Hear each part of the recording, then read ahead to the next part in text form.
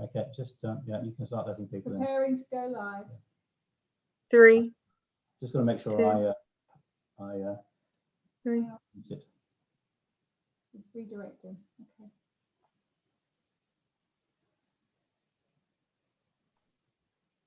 There we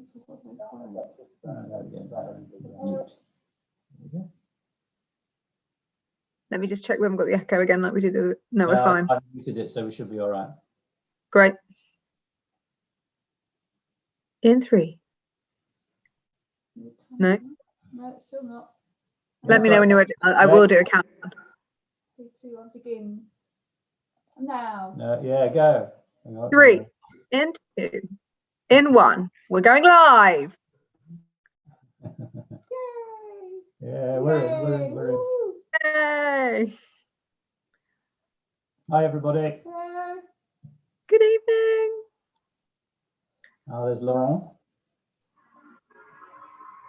Welcome to the Real Wine Company pub.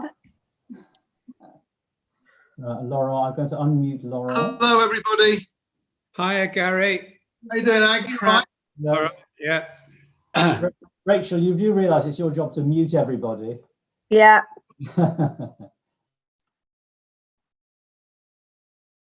Laurent. I thought you were will unmute muting me, Rachel. I tried to. You're impossible to unmute. You've got some like special thing.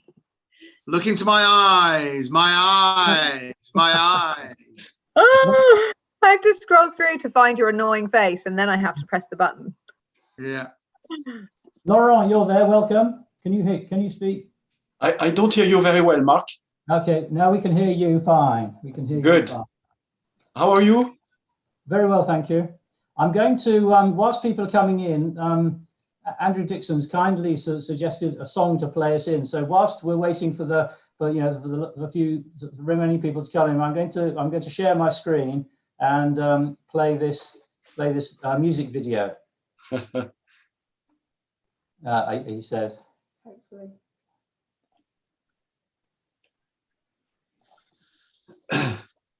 Make sure you got it. Tell us if you got it on the screen. Yeah, we got it. Sound would be good. Sound would be good.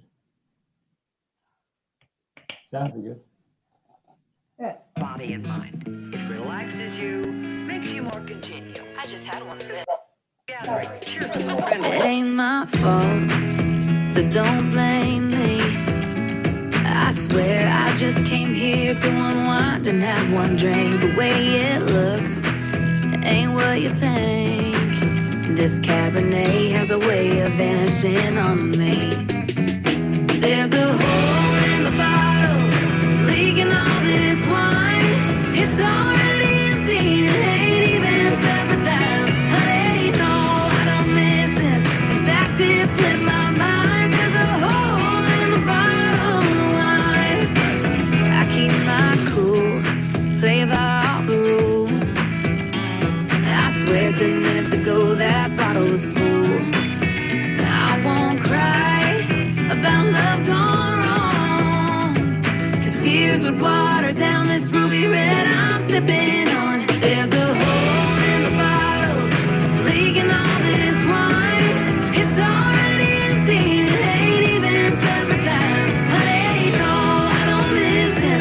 In fact, it slipped my mind. There's a hole in the bottle of wine.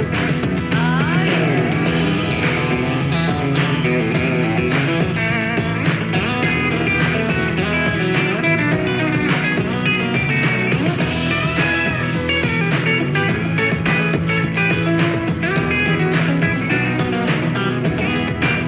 I went and got a new one, 'cause the other one was broken. Now this one's halfway gone, and it's barely even open. There's a hole in the bottle, leaking all this wine. It's already empty, it ain't even supper time. Honey, no, I don't miss it. In fact, it slipped my mind. There's a hole in the bottle of wine. You may ask me where it's going, but I can't even find the hole in the bottle of wine. She has abused her system and she's paying for it. Oh, Wow. stop. Welcome to the Real Wine Company wine Yeah. tasting, and that is the new theme tune. Hang on, stop share. There you go. All right, so yeah, I think thank you, Andrew. That was a great little song, wine to get us in the mood to get started with our tasting. I'm going to go on to view, speaker view. Laurent, welcome. Thank you for joining us this evening. Thank you very much for inviting me. Very pleased to be with you tonight. It's a great pleasure, great pleasure. We've got some, I think just before we start, if everybody's okay, we had some sad news today that Prince Philip died. So I'd like to raise a glass to Prince Philip before we start for a life of service to the country and a great character to be missed. So Prince Philip.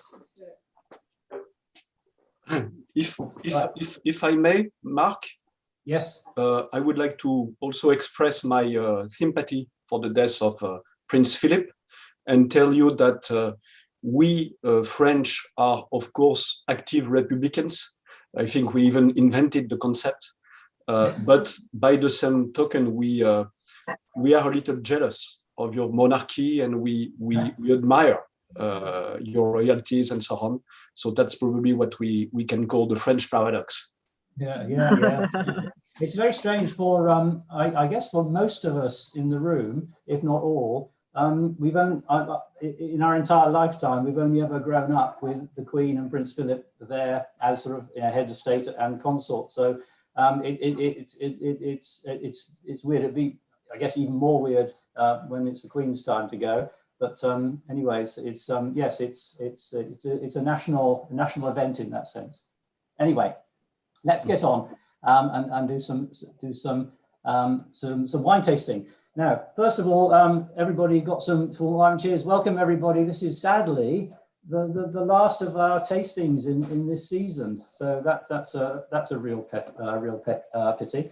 But we have sort of started thinking about what we might be doing later on in the year. So we'd welcome any ideas from everybody about how we might continue to do some more later on in the year. So please do email us or whatever. Now we all start, Laurent. We start with some pictures. So I'd like to start with a picture, some pictures, and you kindly sent me some pictures, and we got a video of your video. So we're going to have another video. I'm going to do another screen share. And there'll be a quick video of your estate, a look at some photographs, and then we'll start chatting. Right, now I've got to find. There we go. Right, so here is a. Okay, start this now. There we go. Now, can you hear the bit? Look at the music coming through.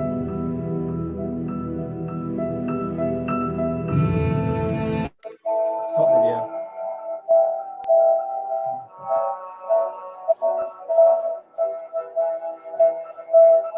Don't see it, Mark, I'm afraid. Okay. Lost it. We had it and then we lost it. Here we go again. Right, I'll stop. Okay, we'll start again. Share computer. It's yeah, we still can't see it. Hang on, I'll go back to the beginning. I'm not very good. I can't even mute him, guys. I can't even mute it. Sorry. We've got it.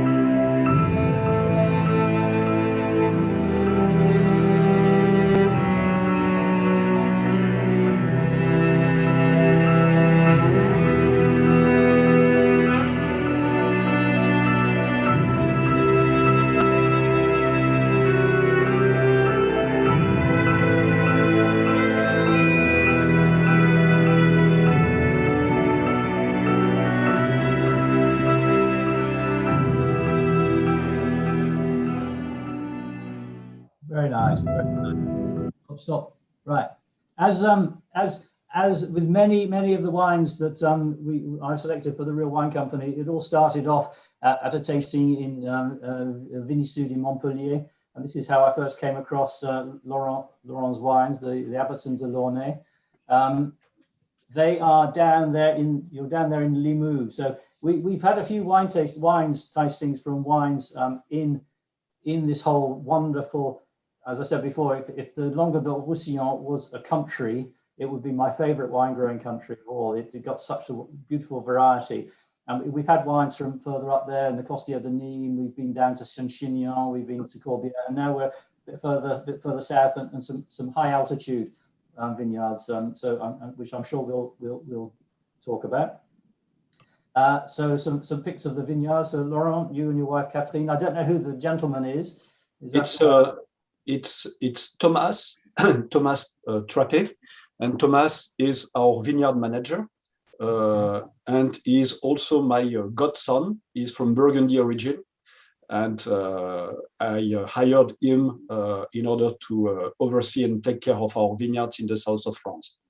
Okay, excellent. So another Burgundian hits the south. Exactly, of France.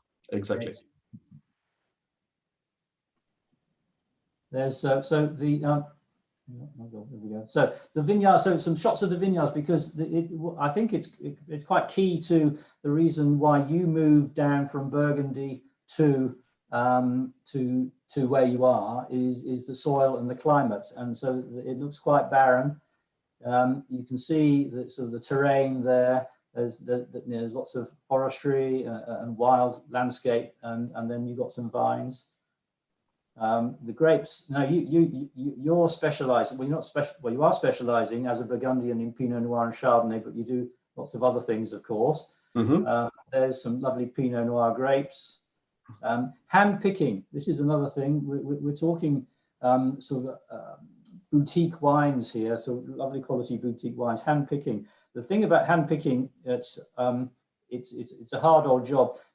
In the difference between hand picking and the big industrial ones is that the big industrial ones will use mechanical harvesters. So there's the opposite end of the scale, where these great machines go along and harvest by machine. And interesting, if you just because Wow. Apart from corks, I'm really interested in machinery.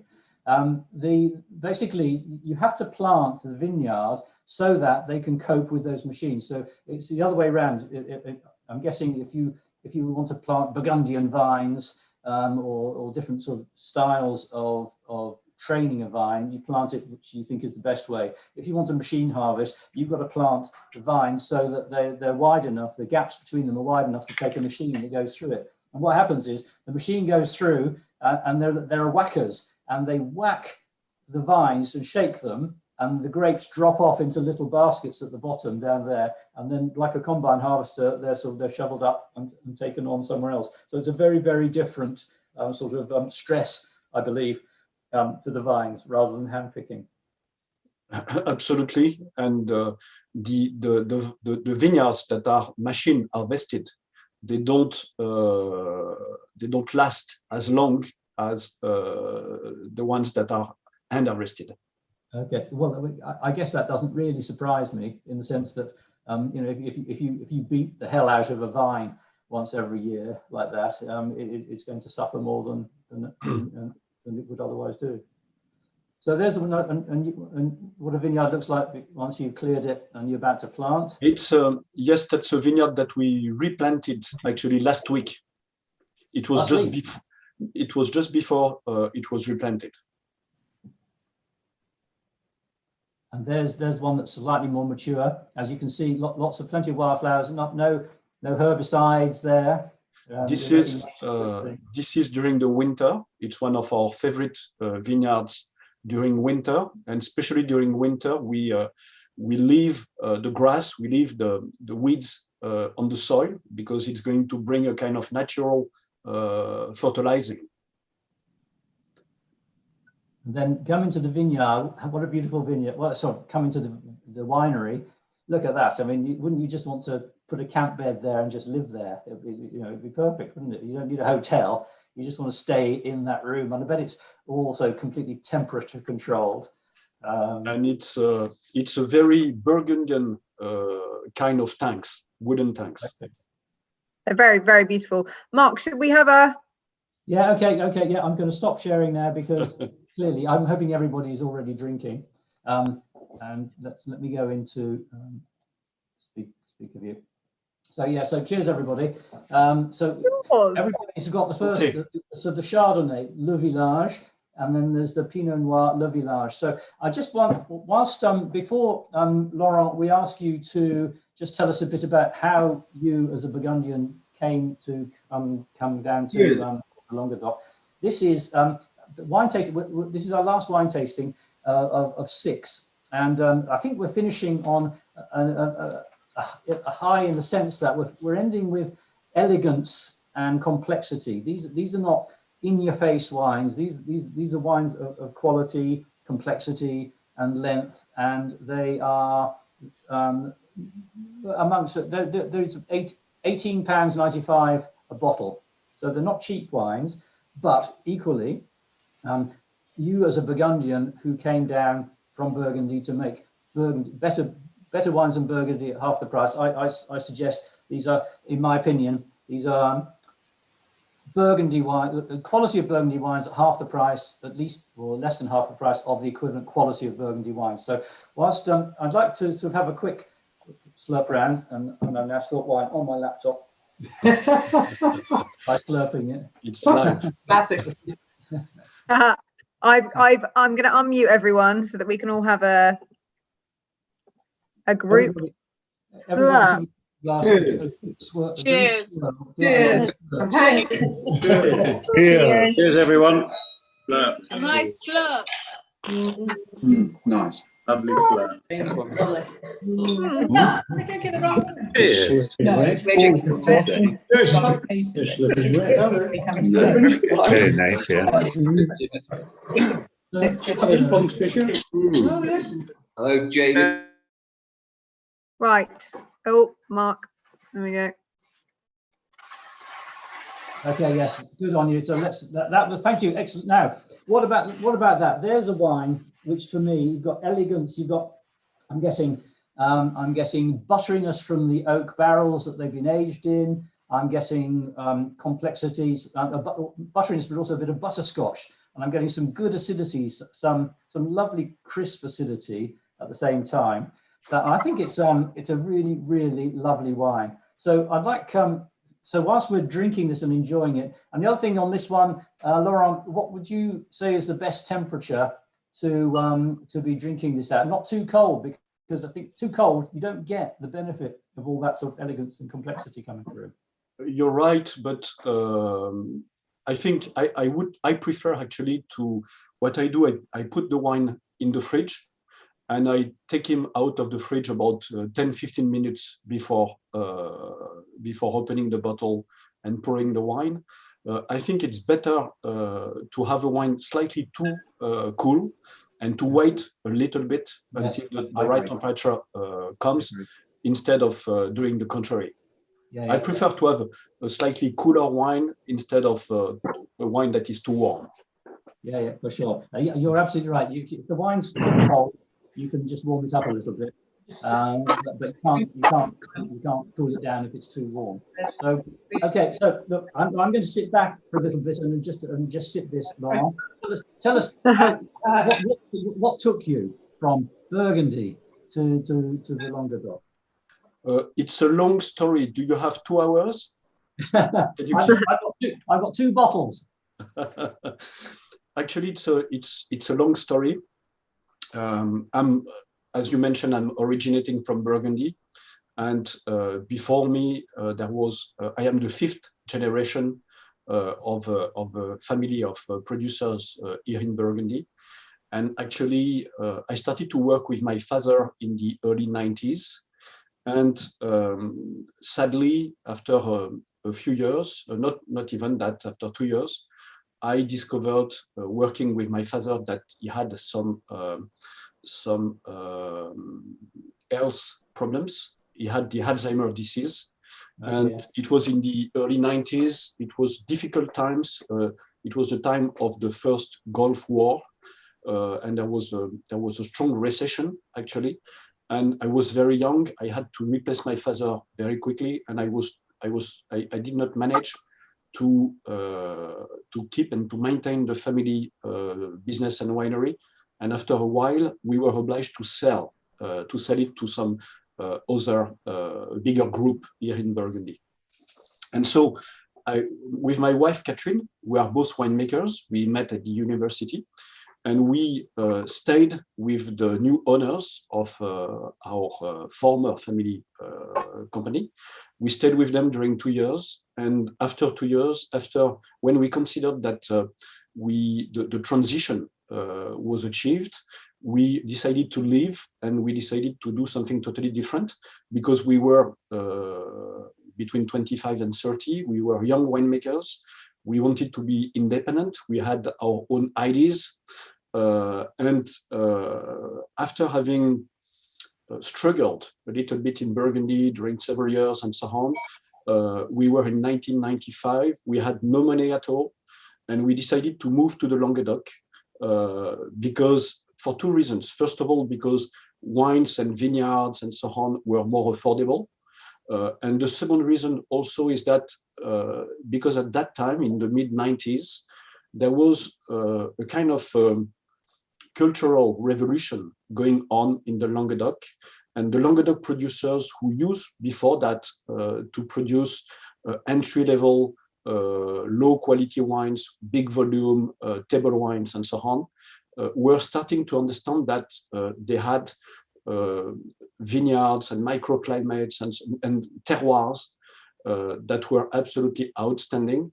And also because the Languedoc-Roussillon is a kind of God-blessed region, south of France, very sunny, very diversified in terms of geography, geology. When you think starting from the beaches of the Mediterranean, going up to the Pyrenees mountains and the Seven Hills, many valleys, many kinds of soil, and so on.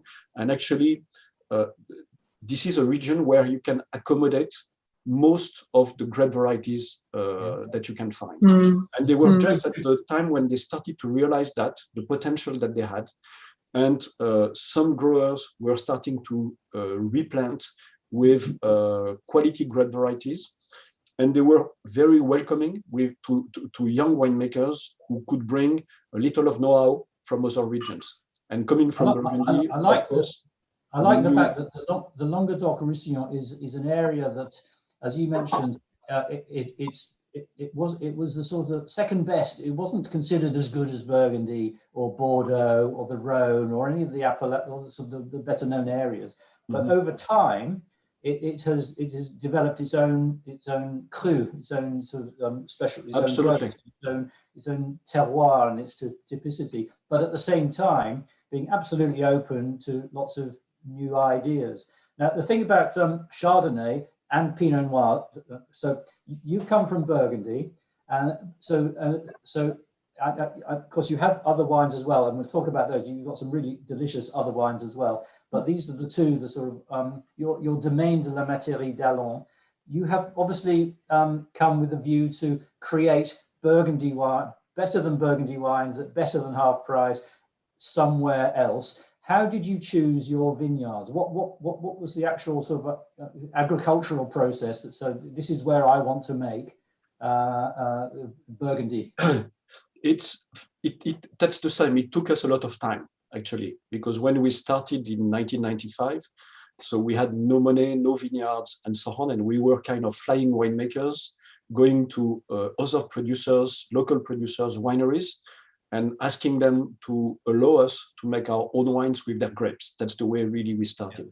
And that's what we have done over many years until 2005, so about 10 years later, when we were able to acquire our first winery, that is the Abbotts Winery. I know we'll discuss that a little later.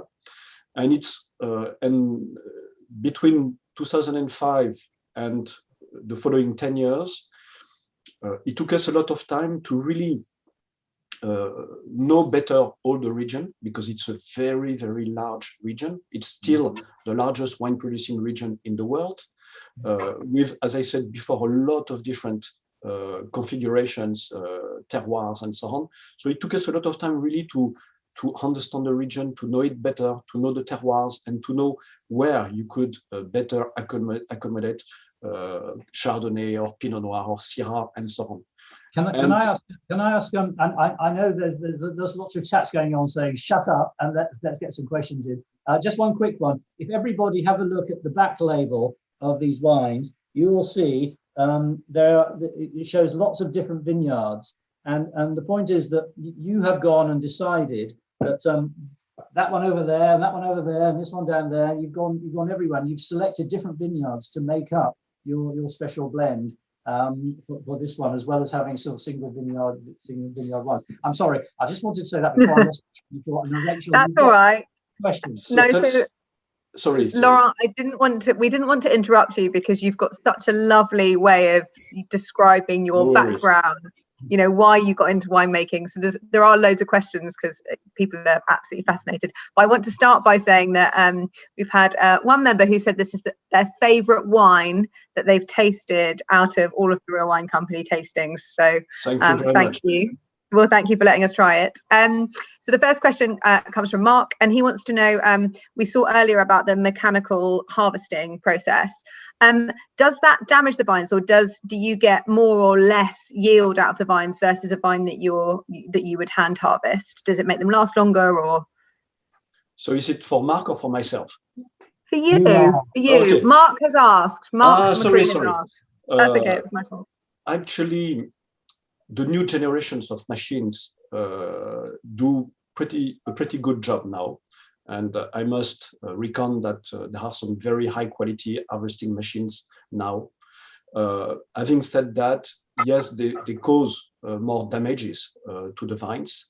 And the result, it does not really affect the yield, actually. It affects the longevity, the aging potential, the lasting potential of the vines. And vineyards that are always machine harvested, we consider that they can last between 20 and 30 years, let's say 25 in average, whereas vineyards that are hand harvested can last 50, 80, 100 years, sometimes more. So the answer is yes, it can reduce the lifespan of the vines. Okay. So before we move on from maybe I've got a new favorite subject rather than corks. This is machine harvesting. The other thing about machine harvesting is that when you hand harvest, you snip and you cut a bunch of grapes off and you take the whole bunch. When you machine harvest, the machine whacks the grapes, so the actual grapes themselves fall off, not the bunches. So you harvest grapes without the stalks. So that must also, I'm guessing, is a different. Therefore, you handle the grapes differently when you come into the winery. Yes, absolutely. It's true. Absolutely true. It mostly affects actually the red wine vinification, the red wine winemaking, because especially for the red wines, as you macerate the liquid, the juice with the solid parts, the skins and the pips and so on, you need to have berries that are as intact as possible when they get into the winery. For white wines, it's a little less important because you press immediately in order to extract the juice, and you work only with the juice, so you don't expect any maceration. So it's mostly important for the red wines. And in addition to that, if you want, as we do for our Pinot Noirs, to have a part of old bunch maceration, of course you don't have any old bunches with machine harvest. Yeah, okay. There you go. Very good. And well, we are going to move shortly onto the red wine, but like while maybe people go and get glasses or other bottles, another question for you, Laurent. And I love the story that you told of, you know, you and your wife kind of meeting, but wanting to carve out your own independence in winemaking and have autonomy to make the wines that you want to produce.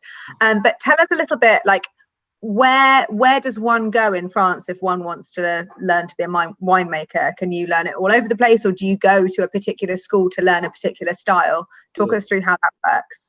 There are several schools of viticulture There is one in Beaune, for instance, that I attended in Burgundy. And you can get a viticulture degree in 2 years after your baccalaureate exam. And there is another one degree of enology, so winemaking, that you can get in 4 years, but in the universities. And there are 5 universities in France who deliver this courses. There is Reims in Champagne, Dijon in Burgundy, Montpellier, Toulouse, and Bordeaux. And So, the other thing that I've understood that in terms of world, so the world hierarchy of winemaking universities, you've got all of those in France, and outside of France, the other two is Davis University in California and Stellenbosch in South Africa, which are deemed to be on a par with the ones in France, and so they're mainly in France. But there's a couple outside France as well. So it just shows the importance of the wine industry to France. actually, Yeah. I studied at Dijon University in Burgundy. That's where I met with Catherine, my wife, who is originating from the Beaujolais. But I also studied at Davis University in California. Very good. So we're going to pour our next wine tonight. Mark, why don't you introduce? Hang on, can I just, before we pour, before we go on, just quickly, I want just a word about Chardonnay, because Chardonnay, sometimes a lot of people think, oh, I don't like Chardonnay. But I'm hoping tonight that anybody who ever had any doubts about Chardonnay has been convinced, because I think this is a fantastic wine. Chardonnay, we got two. Burgundy is a so-called cool climate region in France, where you make, the further south you go, the hotter it gets. So Chardonnay is an international grape, ubiquitous. It grows everywhere. Depending on the climate and the terroir, it makes different styles of wine. So this is a very fine, crisp, elegant style of wine. You'd expect to have that from northern Burgundy. I'm thinking more Chablis, rather than sort of southern France, or certainly not a Barossa, an Australian Barossa Valley with loads of oak and heavy vanilla. So the same is also true for Pinot Noir, which we'll come on to now. If you have a Pinot Noir, Chardonnay grows not saying easily, but it can grow everywhere. Whereas Pinot Noir is considered to be a really difficult grape variety to nail, to get right.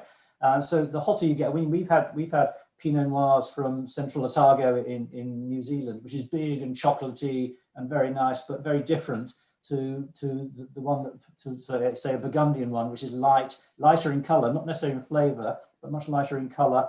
And this one, of course, we're tasting tonight. My bottle is 14% alcohol, so it's light in color, but it's not light in character at all. So again, I want to talk about, does the altitude of the vineyards in Limoux, is that one of the reasons why you chose Limoux in the whole area?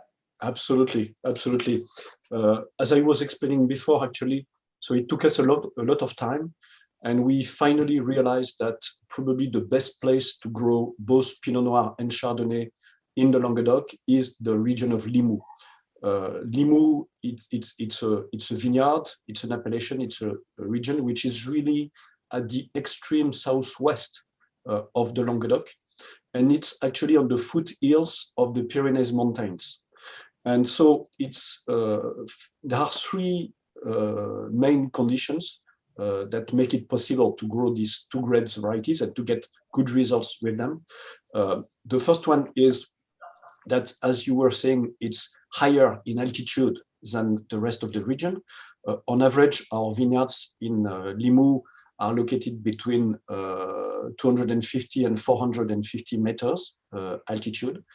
Second, it's really, as it is on the foothills, so it's slightly cooler because of the altitude first, but as it is also on the foothills of the Pyrenees Mountains, there is always some cool air coming down from the mountain. And also we have a little bit more of rain and clouds and so on than the rest of the Languedoc-Roussillon, which is very warm, also because we are close to the mountains. And the last reason, last but not least, especially for both, actually for both varieties, is that the soils are made of limestone, and limestone is really the best kind of soil that you can expect for Pinot Noir and Chardonnay, because they are the kind of soil that brings minerality and freshness and acidity to the wine. That's what we have in Burgundy. That's what you can find in some other northern regions like Champagne, a little bit in the Loire Valley, in the Sancerre region. That's what you have in south of England. And you mentioned Central Otago. You could also have mentioned Oregon, which are good regions for Pinot Noir, but they don't have limestones. When you have a combination of cool climate, enough rain and limestone, then you can expect to make some good Pinot Noir.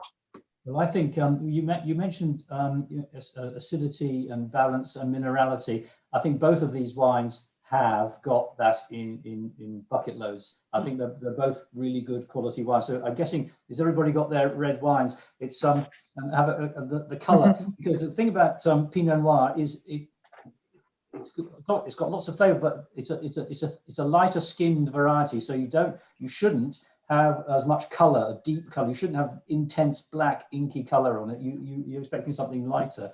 So and then when you swirl it around and have a sniff, well, I'll have everybody's views on what flavors. Yeah, go on, guys. Throw in the comments of what one has on the bouquet. I'm coming. Unless you've had COVID recently, in which case you won't be able to tell us. Tin strawberries. No, it's a generational thing. I think, and you've got the acidity, which I love on that. You can, when you swoosh it around your mouth, you get that sort of the sharpness that it makes you pucker slightly. That's the acidity, which makes it, again, Laurent was saying, you get the acidity and the minerality, and you've got the tannins coming from the maceration of the skins. But they're soft, and it's really, I don't know. It's I'm seeing chalky plums, says Jackie. Plums I can see, but and the chalkiness. Maybe it's that sort of dryness. Dryness.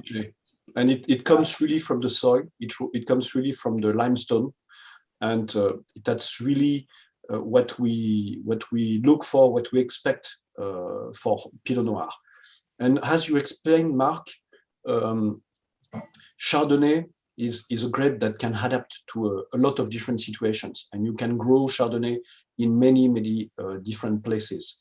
Pinot Noir, it's totally different.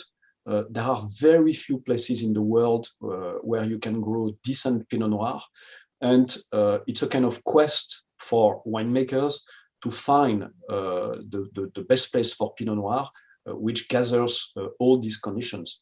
And as far as I'm concerned, coming with the legitimacy of 5 generations of Burgundy growers behind me, I can really assess, I can really state that Limoux, the Limoux region, is a great region for growing Pinot Noir.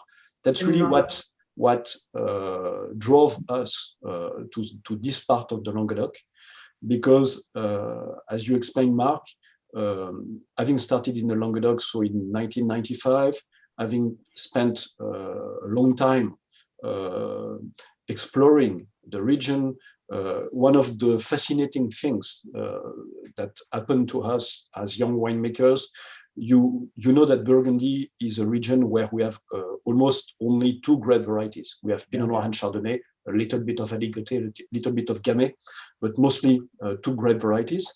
And we arrived in a region where they grow something like 30 or 40 different grape varieties. So it was absolutely fascinating. We spent a lot of time learning how to work, how to make wines with these grape varieties and so on. But after a while, we wanted to get back to our roots. And this project of Domaine de la Métairie d'Allons that we purchased was the occasion to really gather both our Burgundy background, Burgundy legitimacy, or Burgundy know-how, with what we had learned in 10 or 15 years in the Languedoc and of the Languedoc terroirs. So it was really a project where we could close the circle and gather all these parts of our own history. Now, Laurent, you talk about it being a good region for Pinot Noir, but my husband's from New Zealand, and Mark, we've tasted some very good Central Otago Pinot Noirs, some Marlborough Pinot Noirs, like great New World Pinot growing regions. Laurent, what I want to ask you, you said you spent some time in California.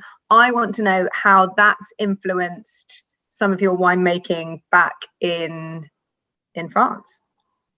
Actually, you are right. It's a very good question. So I was young, I was 21 at that time, but I went back to France. I realized that I learned many things. First of all, I learned really in California to make wines with more southern grape varieties, including Syrah, Cabernet Sauvignon, and so on. I learned, I started to get interested in varietal wines that at that time were absolutely not the model in France. You know, in France, we have always sold and marketed the wines according to the appellation, so to the geographical origin and to the culture instead of the grape variety. And the grape variety was really something that was featured by the New World producers. And I started to get interested in the grape varieties really in California. And actually, when we had to leave Burgundy after our family company was sold, this Californian experience really helped me a lot. And that's really what led me to go to the south of France and to try to do something a little similar to the New World producers. The idea was not at all to Can I come in there, because I've got so many questions I want to ask, and I don't want to run out of time or stop anybody else asking questions. Look how excited he is. Mark's so excited. Very excited. So we had I used to work for Hardy's Australian Wines. I was the European sales and marketing director, which meant I had sort of a bit of an oversight over Domaine de la Baume, which Hardy's had bought, and that was down near Béziers. And there was a winemaker there, an English winemaker called Nigel Sneed, and he was a bit of a sort of one of the flying winemakers that we're talking about. And he was a winemaker at La Baume, and he married an Australian lady called Nerida Abbott. And then when I first tasted your wines, Laurent, down at in Vinny-Sud, we tasted these wines, but also I saw it's called Abbotts Delaunay, and I thought, and then I saw one of your other top quality wines, and it said made by Nerida Abbott on it. So then, well, you've obviously, our paths have crossed through other people before. So how did you come across Nerida Abbott, who was married to Nigel Sneed, who was a winemaker that I used to work with back in the 90s, and because we're tasting two of your Burgundian estate wines, but you've also got the Abbotts Delaunay varietal wines, and you've got, you mentioned in California, you opened your eyes to Syrah and Cabernet and Merlot and all the others, which you do very successfully with the varietal range, which we also stock. There's the Mauvaises, the Carignan, the list goes on. So how did you get involved with Nerida Abbott, and what part does she play in your business anymore? It's so actually I met with Nigel first, exactly like you, because when we started in the Languedoc, I explained before that we started in the mid-90s, exactly at a time where the Languedoc producers had started to replant vineyards with some other grape varieties, and that they were very welcoming to winemakers from other regions. Other regions was not only including French regions, but also people from other countries as well. And a lot of people got into the Languedoc, Australian people, Californian people people from many regions in France, because there was really something going on. It was a little like the gold rush, you know, but it was very exciting, actually. This big region that was changing totally its way of working and welcoming new winemakers and so on was something absolutely fascinating. And so Hardy's, as you said, arrived in the Languedoc with winemaker Nigel Sneed. And when we very modestly started our own activity with my wife Catherine in the Languedoc, we made a kind of tour to visit many of the new producers in the Languedoc, including La Baume, and we met. That's the way we met with Nigel. And very soon after we met with him, he met with Nerida, they married, and they decided to create their own winery, and it was something very innovative. A couple of two young winemakers coming from Australia who decided to live, to settle, and to start a new winery in the Languedoc because they were convinced by the potential, the quality potential. And it happened that we were using actually the same bottling contractor, because neither Nerida and Nigel nor ourselves had our own bottling line. We were, as I explained, working really as flying winemakers and with a very light organization. And it happened that we were using the same bottling contractor. And it's at the bottling contractor that we met with Nerida as well. And actually, we were very impressed by their approach. We were more focusing on varietal wines that I would compare to quality. If I compare that to the cloth industry, I would compare that to quality prêt-à-porter, whereas Nigel and Nerida were more doing a kind of haute couture.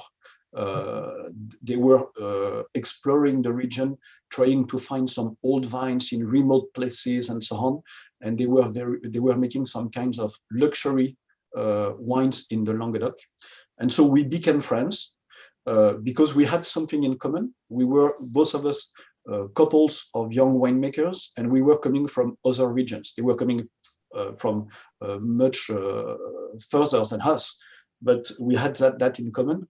And actually, we became friends. We were testing each other's wines regularly. And in 2005, Nigel called me.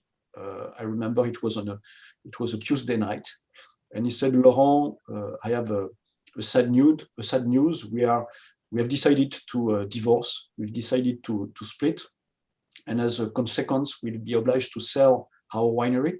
And as we know you, we've been thinking of you to take it over." And so I said, hold on, I'll be with you tomorrow morning. I took my car, I went there, and I visited tested again the wines with Nigel and Nerida, and I was immediately convinced that there was something to do, and we bought actually the Abbotts winery. That was in late 2005. Nerida stayed with us as a consultant. She during the first 2 years. So she made with us the 2006 vintage, and from the 2007 vintage we were really on our own. And between 2007 and 2010, we adapted slightly the style of winemaking and so on, because coming from Burgundy, what we liked was slightly different. We liked wines with probably a little more freshness and elegance, and probably a little less ripening and concentration, ripeness and concentration. And after 3 years, 2010, we considered that we had reached the level that we were expecting, and we renamed the winery from Abbotts to Abbotts and Delaunay to show both its very unique history started by Australian winemakers, but also the old and the new. And the new. Yeah, exactly. So what we have now is we've got your estate wines, which is the Domaine de la Métairie d'Allons, and we've got your Abbotts and Delaunay varietal wines. So you've got, which brings me on to another point. At £20 a bottle, 18, 19, £20 a bottle, we've got these beautiful wines. but you've also got a lot of some wonderful wines, some varietal wines at £10 a bottle. So what is it? So you know, we over the last 6 weeks we've tasted wines from from £7 or £8, £9 up to £30. What is it that makes a difference between a Chardonnay Le Village Domaine de la Métairie d'Allons at £19, a varietal Chardonnay from the Languedoc at £10, to a Burgundy Chardonnay at £45? What are the influences that make that difference in price? It's a vast question. Let me answer first for Burgundy. Really, what makes the difference in Burgundy, it's the cost of the grapes. The cost of the grapes are very expensive for several reasons. First of all, cost of goods is more expensive because we are more in the north. A lot of work is done by hand and so on, but also because, especially in Burgundy, the price of the land is very, very high. And you have to take that into consideration in your price calculations. And actually, we also make wines in Burgundy, and we buy some grapes to grow us. And actually, we simply pay a much higher price for the grapes because of all these reasons. But back to the Languedoc, good question. What makes the difference between a 10 and a 19 pounds Chardonnay? Let me answer first for the 19 one, for the Chardonnay La Métairie d'Allons that we are having.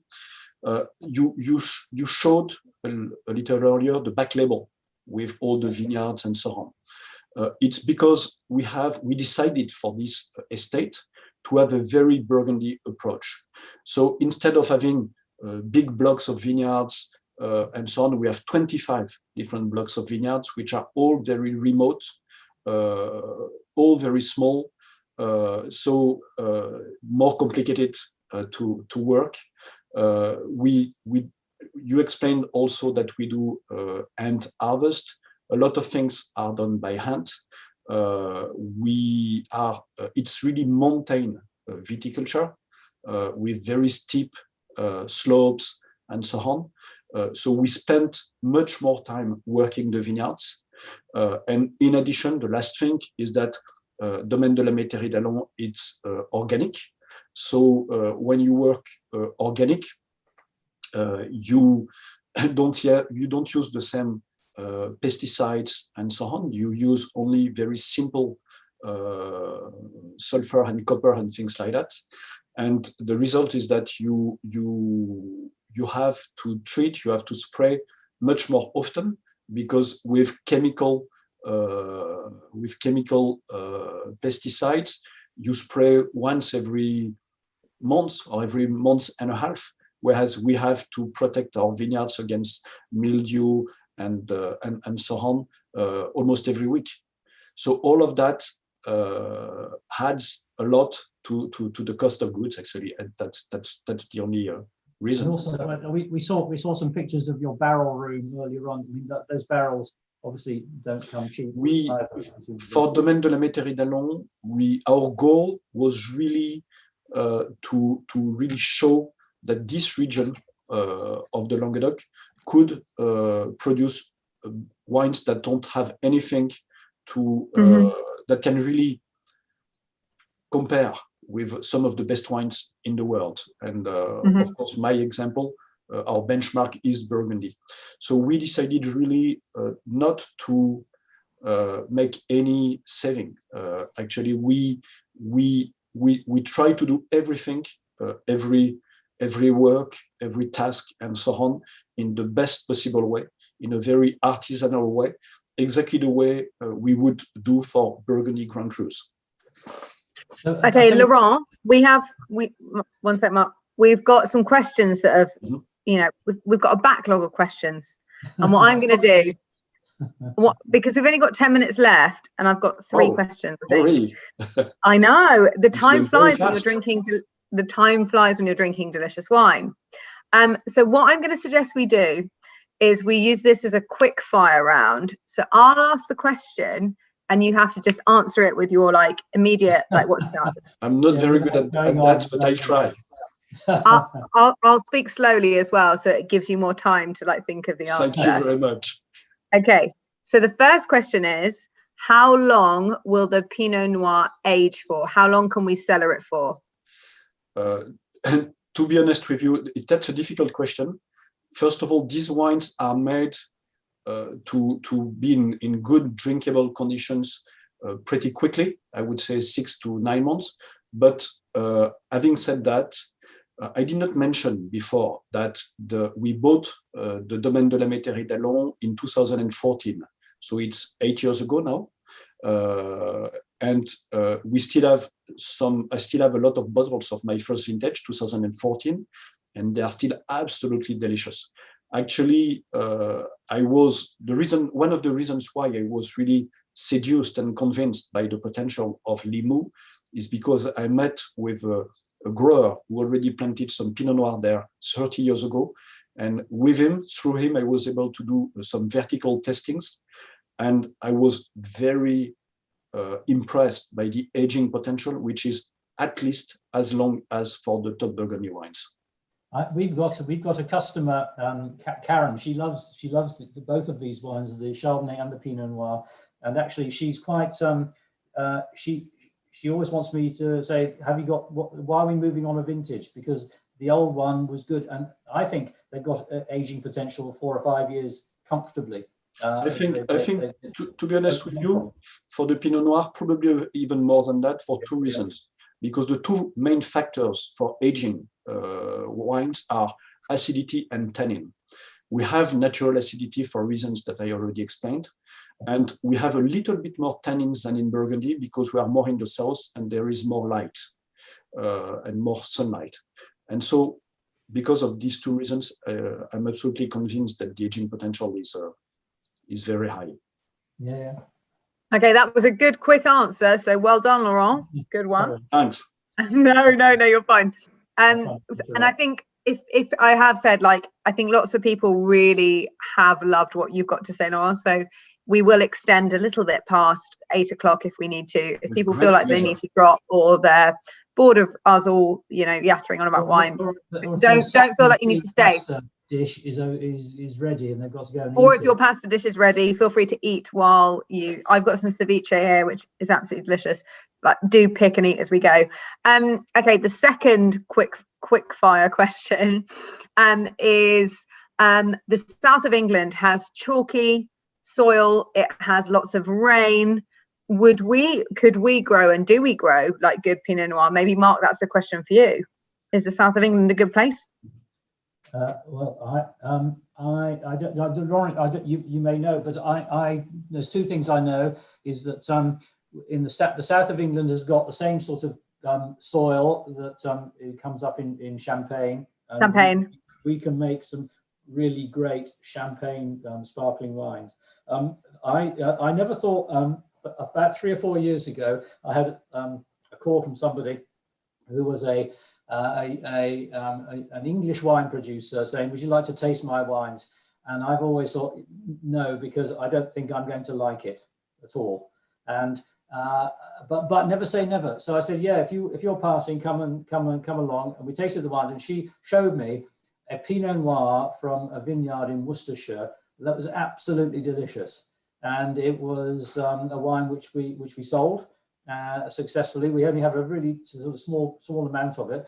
Then sadly, they got an offer from Waitrose, and Waitrose took the entire crop, so we weren't allowed to have any, and that was the last time we had any. So, and I don't know what they're doing anymore. But the point is, yes, despite me thinking I would never ever drink an English wine that I would like, there was a Pinot Noir from Worcestershire that was absolutely delicious, apart from the Champagnes.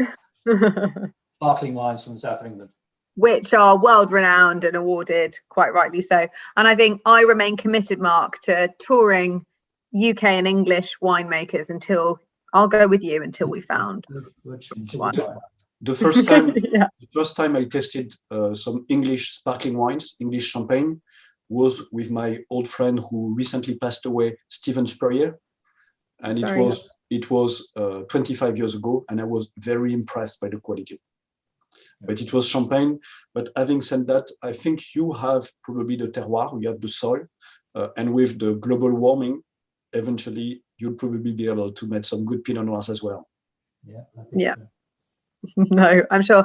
And then, okay, so one of the questions that we've been asking all of the winemakers in this series, and I don't want to rush you because I genuinely want to hear your wines and your rationale. I'd like to know your top 3 wines of any region, any category, any winemaker, your favorite wines that you've ever drunk. I guess they're your death row wines. I'm interested in wines from everywhere. Probably because of the occasions that I had with my family and so on, my best memories are in Burgundy, and probably with wines from my family. And I remember, for instance, I remember Richebourg Grand Cru 1971 that I had with my father something like 20 years ago, which was probably one of my best memories in terms of wine tasting. I love also there are a lot of other grape varieties and other wines that I love. I had 2 years ago a great emotion with a Zinfandel from the Napa Valley, Hayward Zinfandel from the 80s.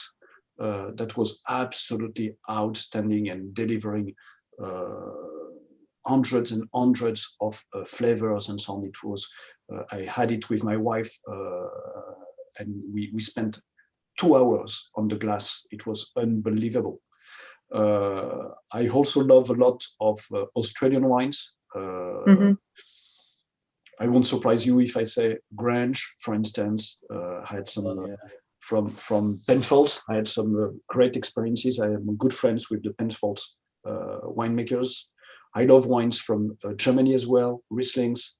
So we are very, very blessed as winemakers because except in the last 12 months, we have normally occasions to travel, to visit the markets, to be invited regularly by our importers for tastings and so on. And it's great occasions to meet with other winemakers from other regions, from all over the world, and to meet with some of them, to become friends, to visit them when we go abroad, and so on. And we are very blessed because we have many occasions to drink and to taste fantastic wines. Well, I'm very pleased that the first one that came to mind was a Burgundy. So Richebourg, some of the probably one of the most expensive wines. Probably, to be honest with you, Mark, if you had asked me my 10 best tasting experience, it would probably have been 6 or 7 Burgundy wines and yeah.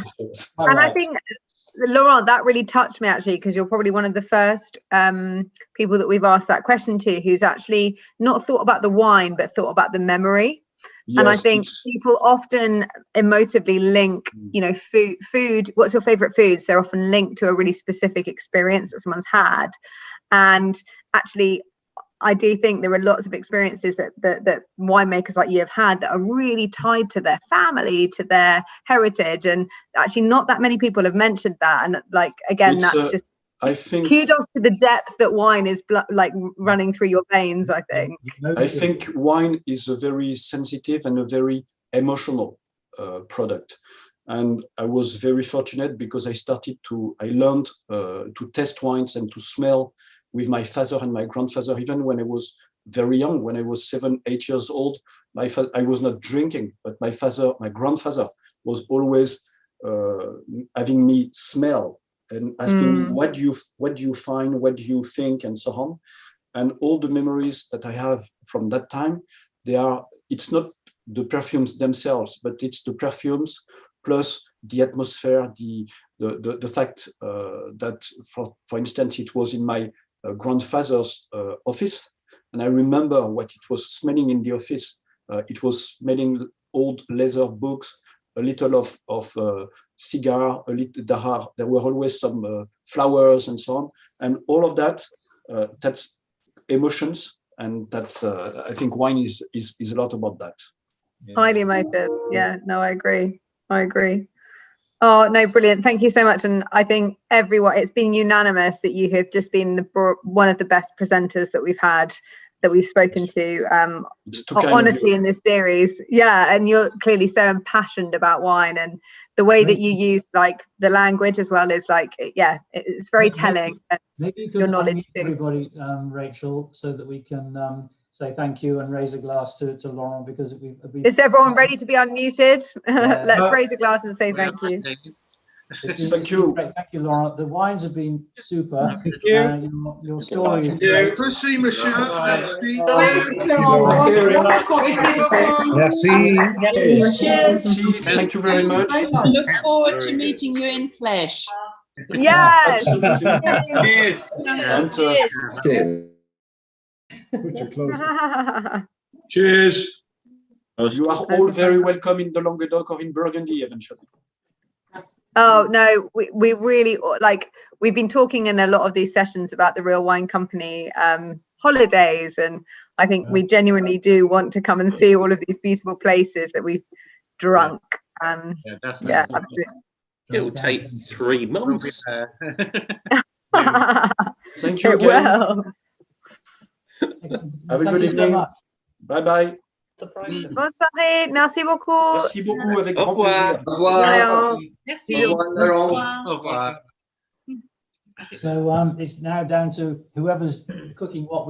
Rita and I, our first attempt at PM pesto salmon pasta was a bit bland. I've got to admit.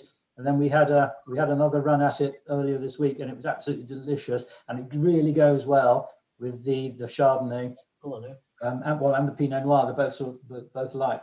So of course we felt obliged to open a bottle of each just to try them out. Can I just say that was a really good example of where we loved the winemaker, but the winemaker did not love us. He was like, "Yeah, look at that! It's past 8 o'clock. See ya." Left the group. So, Mark, what was the difference between the first cooking and the second cooking? I tell you what, it was the addition of creme fraiche to it. It was more. Rita did more of the cooking than you. Yeah, no, we both tried them out, and the second time round was really delicious. So we're gonna, tonight, we know it's going to work. So and it's really simple and it's really tasty and it really goes well, because these wines they're not big block-busting wines, but they're elegant and delicate, and you can't have food that's too overpowering with them. And I mean, normally I'd say there's a lot of bollocks talked about what wine was you have with what food, but if you've got sort of subtle wines, you can't have unsubtle. You can't have too heavy food, because the food will just overpower the wine. If you were to have a curry or something heavy with this, you just wouldn't taste the wine anymore. So I think pretty unanimously, Mark, like it's like these wines tonight have just been unanimously successful. Right. Yeah. Who's laughing at whether I can say unanimously or not? Because that is me. But I think you're right, and genuinely, William Martinauer, thank you. You would pay twice the I price. can hear him. Oh, sorry. No, you're on. No, Nice to meet you both. Thank you. it's a pleasure. And Andrew, thank you for the song contribution early on. That was a good intro. I like that song. Not unmuted. Unmute Andrew. Hang on. Oh, hang on. No, don't unmute him. It's dangerous. I'll let you do it, Mark. Andrew, I'm going to ask you to unmute. Hang on, unmute yourself, Andrew. There you go. Tell us how you found that song. Look it up. It's called Kelsey Ballerina. There's a hole in my bottle. And there's another great song which you should use on a future one, which is Emmylou Harris. Anyway. 2 more bottles of wine, please. No, that was good. It was good. And I like the video accompaniment. That was very good. Hey ho. No, thank you so much, everyone. So okay, look, we've got some pasta and stuff ready to go to. What we would very much like is we'd love to do some more of these. When Rita, you looked up Everyone's thumbsing up, like yes, and I'm like, guys, the minute the pubs are open, you're going to forget that the Real Wine Company pub exists. No, but the point we're making is that a tea on something like middle of May, all being well, Maybe June, we thought. we're allowed to get together with 6 people inside your house. So if we did a wine tasting with four wines, 6 people could make quite a good job at finishing those off. Sheila and I have 5. Okay, yeah, okay, 6, a bottle each. No, but we could, because we did 3 originally, then we did 2 this time because we didn't have any wines. But it's been fine because we've talked and we've done food. But if we Mark, there's another like purchasing concept that we're going to try and introduce, which is about ordering in advance as well. Yeah. Because some of the like we're a small business, like really small business. You're looking at the distribution team right here, Mark and Rita. And there's been a bit of like supply challenges this year because if we want to order a pallet, we have to pay up front before we know who's going to order it. And there's kind of a new business model that if you kind of pay in advance, knowing what you're going to want next month, then we can order it ahead of time and then it's always going to be here. So I think watch this space for us taking orders. For example, tonight we can order a pallet, of Laurent's wine. If you want it, we can do discounted prices on that, but ask for a commitment so that we can guarantee a shipment of an entire pallet. So it's a bit different to how you've normally done things, Mark. But I think we're building a community here of people who are invested in a small business and in a community of people that are really passionate about wine. So we'll trial it and see how it goes. We'll work something out for sure. And we have got so many places we want to go, including Andrew, Slovenia, because it's like Teletubby land with lovely people and the wines are great. Yeah. Okay, I think the food hall. Thank you so much, everybody. Thank you. We're missing you already. Yeah, miss you already. Thanks very much. Mark. Enjoyed it. Bye. Cheers, Bye. Bye. Thank you. See you then. Bye. Good luck. See you soon. Bye, everyone. Thank you. Have a good weekend. Thanks, Ivan. And Martin, have they already gone? Thank you. Thank you. Thanks, Michael. Rachel, are you with your mum and with your mum? No, we've left now. So we left last weekend. Yeah, a month was long enough. Yeah. Well done, Rachel. It's been really good. Really good series. Thank you so much. Thanks for joining. We're couldn't do it without you all. Thank you. Bye. Thanks, everyone. See you later. Bye, Christina. Yeah, Rita. Bye. Bye. Bye.